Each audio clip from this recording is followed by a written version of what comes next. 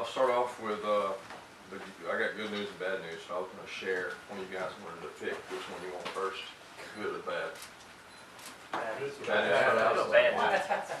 is it might be a little bit hot out there today. The good news is you guys don't have to ride buses to practice today. There you go. You get to stay at home and play at your home field, and we do too. So we're really excited about that part. We will be outside today, so I'm excited to see how the guys respond, because a lot of our all-season conditioning has been in whatever 70 to 80 degree weather inside. We try to keep the indoor warm, but it hadn't been this warm, so it'll be exciting to see how they respond to going outside and having to practice out the heat. But we're excited to get back on the field. We've got a lot of competition, as you guys well know, a lot of position battles. Like to think we've got more players that can help us from a depth standpoint at this time than we did last year. Obviously, the offensive line is going to be a kind of play-by-position deal. We're going to be rotating some guys, musical chairs, through the depth chart. A lot of competition at that position. What you see one day will probably not be what you see the next. Because we got a lot of guys to rotate and move around and try to figure out the center guards and tackle position. A lot of other positions, there'll be great competition, and we're excited about that competition. You know, I've talked to the players extensively about sustainable focus, because that seems to be with a young team, especially the group we had last year, a lot of freshmen and sophomores playing, their ability to focus for long periods of time, 1 hour meeting, 2 hour practice. That's a big emphasis for us, is to continue that. Usually the first day, that's not a problem. But as spring gets along, a lot of guys can get complacent. You worry about guys saying, okay, well, I had my job last year, so I've got my job again this year. It's not the way it's going to be for us. We're going to challenge them to compete every day, and the players that block, tackle, do the things fundamentally well will be the guys that we're able to play. Obviously, we've got some areas we got to improve on, starting with the special teams. That's a big emphasis for us in all the kicking units, and then red area and offense and defense red area. We're going to try to target those areas, do a little extra. A lot of situational football, where we put guys in situations and say, go play. To try to put them in those situations that you can't simulate sometimes in scrimmages. That's a big part of it. But we are excited, very pleased with the off-season conditioning program they've had thus far, and we'll see how that equates to 85 degree weather today. Kirby, just to go back with the offensive line, do you have an idea of what you're going to open camp with, and just further expand on how often that might rotate and what you hope to see out of that group? Well, I hope to see a lot of guys that have been in the background come to the forefront. I mean, obviously we've got a group coming in the fall that's not currently here that we think will provide depth and provide competition. We'd love to have some of those guys here right now, but we don't. So as it begins today, Lamont's going to start out. He's going to play the center position. Dashawn will work in there. Isaiah Wynn will work at tackle, although he'll keep swinging and doing the things he's done in the past.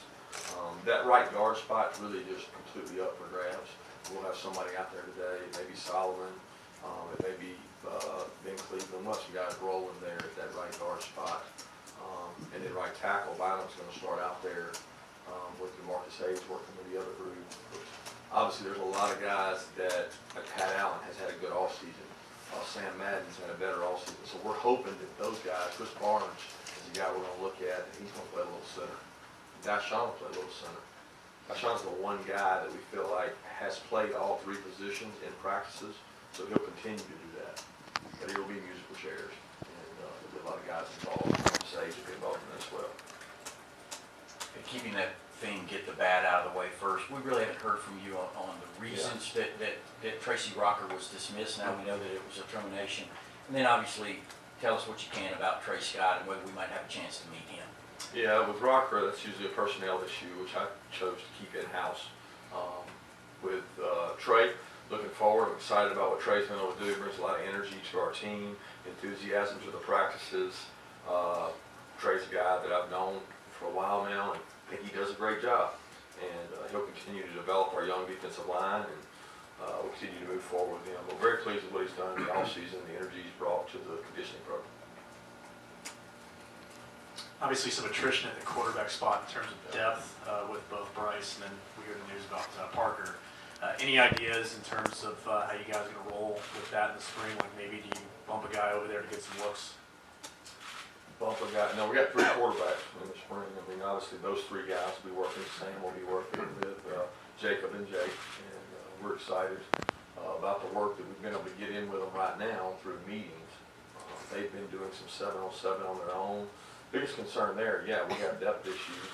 We got some really good preferred type of guys coming in the fall. We don't have another signee obviously coming in, and that's something that we've got to address in the upcoming year's recruiting class. But from a standpoint of development or arms, I'm more concerned about being able to get functionality at practice when we have 3 quarterbacks. We don't really have a person to move over there. We got a couple guys who played high school quarterback, but they play other positions for us now. We don't want to sacrifice that. So we'll continue to work the way we have those 3 guys. They'll get a lot of work. That's the good thing. And we'll probably have some help out there with us just to throw balls and get some things done.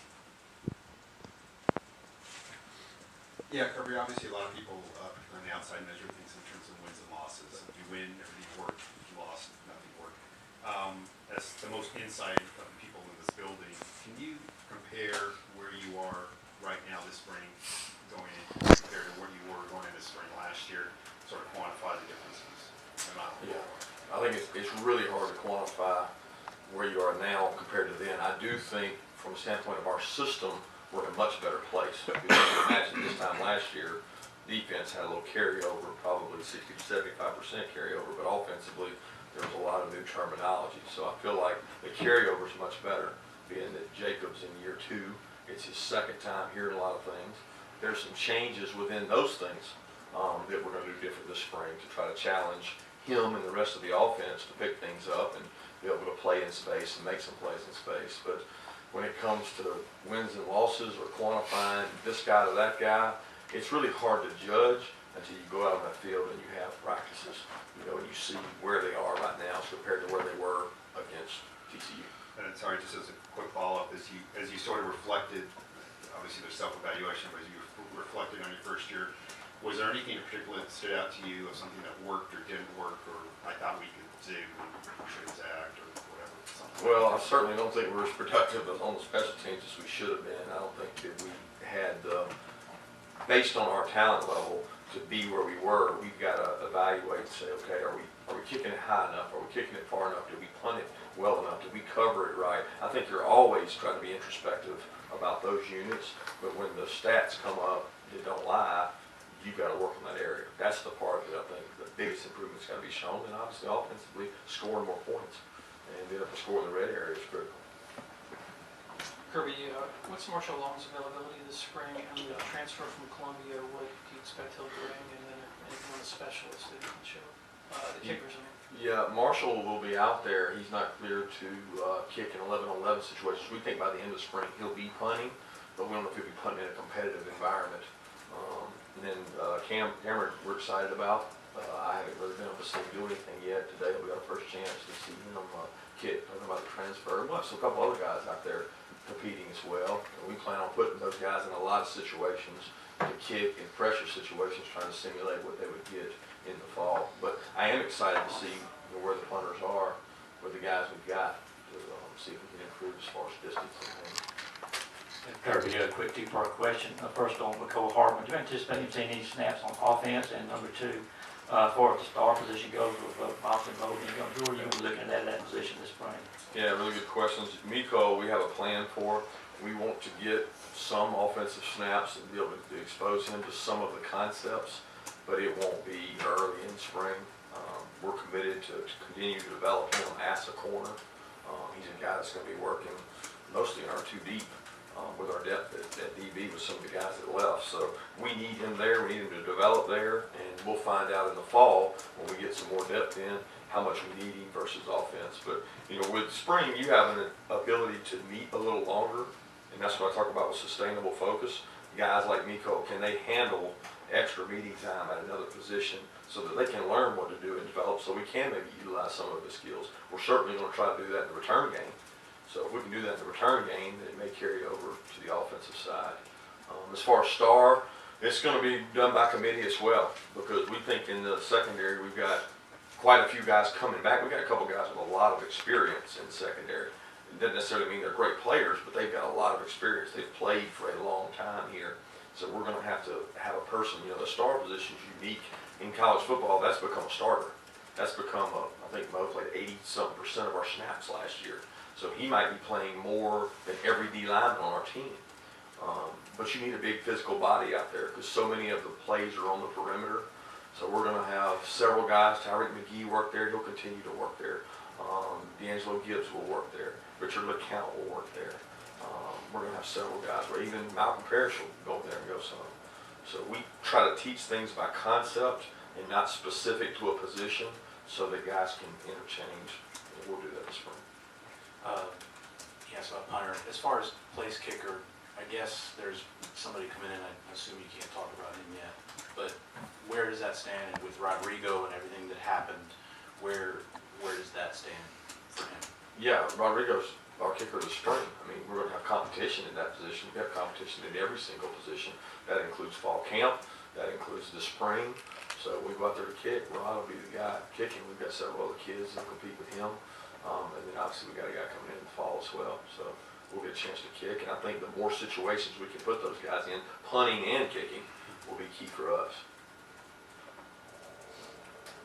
Kirby, as far as, is there like a moment when you officially wrap up one season and look ahead, and how difficult is that to have your players focus on a clean slate, but also where they can improve? Yeah, I mean, the moment it's wrapped up to me is in the locker room when it's CCU. It's over in the coach's eyes. We try to make it that way for the players. The new beginning for us was the minute they come back for spring semester. I mean, from the approach of where were we, where are we going, and how are we going to get there. That's the steps that we started in the off-season conditioning program, whether it's gaining weight for you, losing weight for you, better conditioning for you, kicking it further for you, kicking it higher for you. I mean, we have meetings to discuss that with each player so they know where they're headed. And we're kind of on step 2. Because I think of step 1 being the off-season conditioning program, step 2 being the opening spring practice, which we're at today. Coach, just trying to learn a little bit more about the quarterback situation and kind of how you got a guy who's battle tested and played 12 ball games for you last year, but you also, like you've said before, you don't want him to think I've got a spot coming back. So how do you kind of balance that and just the competition with a guy that has so much experience and has done so much thus far?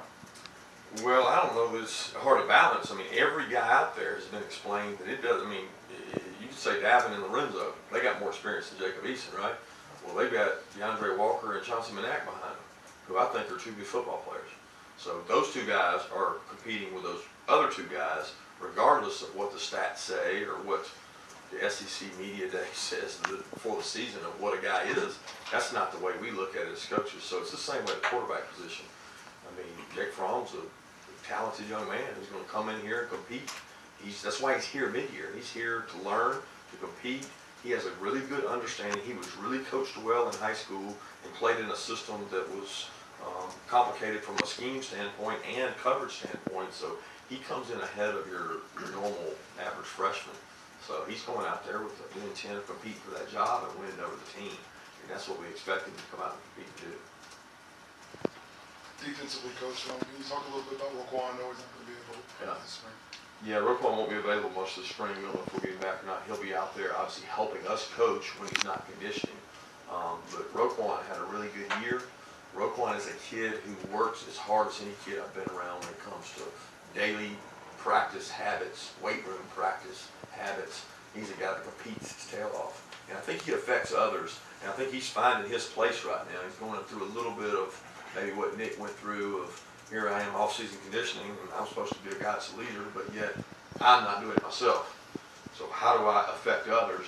And we've had several meetings with him on that, and I think he's doing a nice job of that. But I'm excited to see where he goes and how much he works this spring at the leadership aspect.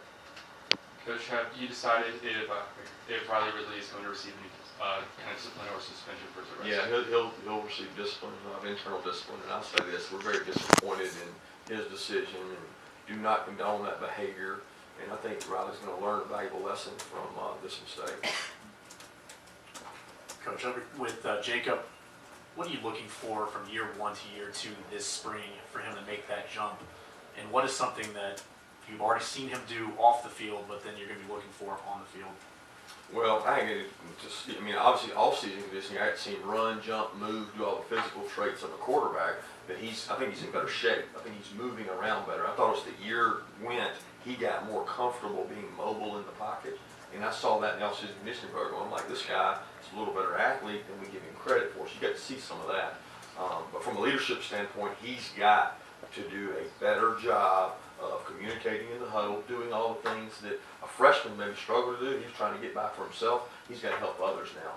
And I'm starting to see that. I mean, that's something that he feels more comfortable now, having been here a year, than he was obviously in year one. So we'll get to see today. I mean, it's hard to make a lot of these judgments until you get out there on the practice field and you get to be with it. Kirby, how much does it help the players going into the spring with a sense of normalcy in regard to the coaching staff as opposed to last spring? Well, I think it helps anytime you've got a little bit of carryover. I think the flip side of that you got to be careful of is, do they get too comfortable? I think that's always the case. I challenge our coaches each year, each day, to change up the drills, to change up the environment, do something different today they have to respond to, because that's what happens in the game. So we don't want them sitting there being comfortable at all. We want to challenge our players, especially the ones we've got returning, because my biggest fear is a guy thinking that it's okay because I started. I did enough. I'm not hungry. You know, they should be hungry. They should be motivated to win games, to win the East, to be the best player they can be. You're motivated by that, not the flip side of I've already played. I kind of have arrived. We don't have anybody on this team that should be.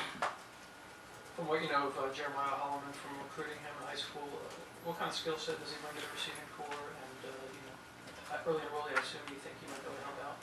Yeah, I think the biggest thing he brings is the toughness factor. You know, one of the traits that stuck out on his tape, everybody talks about the catches and the size, but he's physical, you know, and that's the demeanor that we need. A guy that's not afraid to go hit you and hatch you up. I really like that about the guy. I think he's going to help us on special teams.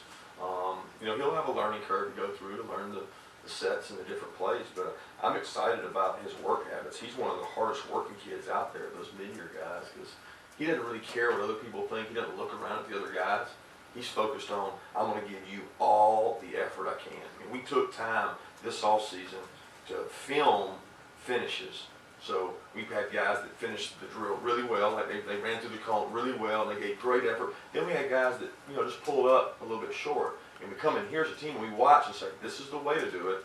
This is not the way to do it. And we didn't care who it was. Didn't matter who you were or how many games you had played. And repeatedly, JJ showed up on the way to finish because he strains his gut. He's not embarrassed to try hard. And I think when you get that as a player, that's a good trait.